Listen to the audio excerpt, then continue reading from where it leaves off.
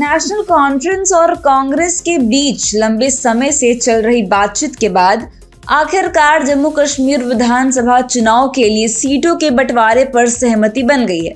इसके परिणाम स्वरूप सोमवार को नेका ने अपने 18 उम्मीदवारों की पहली सूची जारी की। जम्मू कश्मीर में विधानसभा चुनाव 3 चरणों में होंगे और यह सूची पहले चरण के लिए है। पार्टी ने सोशल मीडिया पर एक पोस्ट के माध्यम से इस सूची को साझा किया है। उसमें बताया गया है कि पार्टी अध्यक्ष फारूक अब्दुल्ला ने इस सूची को मंजूरी दी है। इस सूची में कई प्रमुख उम्मीदवार शामिल हैं। अनंतनाग से पूर्व सांसद जस्टिस रिटायर्ड हसनैन मंसूदी, पंपोर से पूर्व विधायक मोहम्मद खलील बांद, राजपोरा से गुलाम मोहिउद्दीन मीर, जैनपोरा से शौकत हुसैन गनी, सोफिया से शेख मोहम्मद रफ़ी और डीएच पोरा से पूर्व मंत्री सकीना इट्टू को उम्मीदवार बनाया गया है। इन नामों का चयन पार्टी की व्यापक रणनीति के तहत किया गया है, जिसका उद्देश्य विभिन्न समुदायों को और क्षेत्रों में समर्थन जुटाना है। नेशनल कॉन्फ्रेंस और कांग्रेस के बीच यह सहमति सीट बंटवारे के फॉर्मूले के तहत बनी है।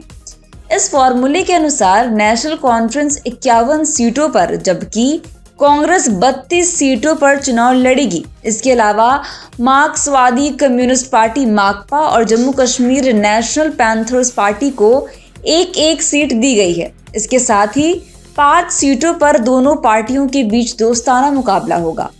इस समझौते की घोषणा नेशनल कॉन्फ्रेंस के अध्यक्ष फारूक अब्दुल्ला के आवास पर हुई, जहां दिन भर चली बातचीत के बाद एक संयुक्त संवाददाता सम्मेलन आयोजित किया गया।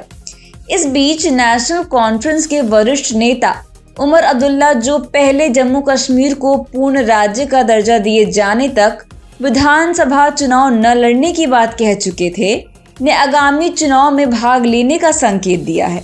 उमर अब्दुल्ला ने कहा कि यदि वह स्वयं चुनाव नहीं लड़ेंगे तो वह जनता से अपनी पार्टी के लिए वोट की उम्मीद नहीं कर सकते। उन्होंने यह बयान कांग्रेस और नेशनल कॉन्फ्रेंस के बीच सीटों के बंटवारे की घोषणा के बाद मीडिया से बातचीत के दौरान किया। यह घोषणा ऐसे समय में आई है जब जम्मू कश्मीर की राजनीति में बड़े बदलाव हो रहे हैं।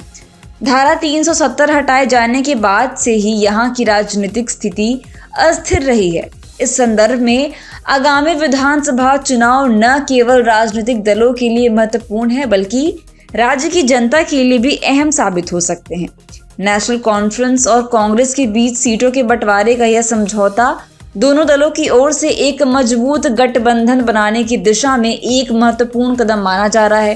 इस गठबंधन का मुख्य उद्देश्य बीजेपी के खिलाफ एक मजबूत विपक्ष तैयार करना है। दोनों दलों के नेताओं का मानना है कि यदि वे मिलकर चुनाव लड़ते हैं तो वे बेहतर परिणाम हासिल कर सकते हैं।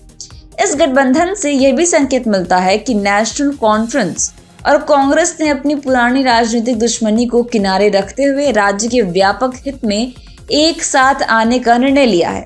इसके साथ ही उमर अब्दुल्ला का चुनाव लड़ने का निर्णय भी महत्वपूर्ण है। यह संकेत करता है कि नेशनल कॉन्फ्रेंस आगामी चुनाव में पूरी ताकत से उतरने की तैयारी में है। उमर अब्दुल्ला के इस निर्णय से पार्टी के कार्यकर्ताओं में नया जोश आ सकता है, जो चुनावी तैयारियों के लिए महत्वपूर्ण होगा।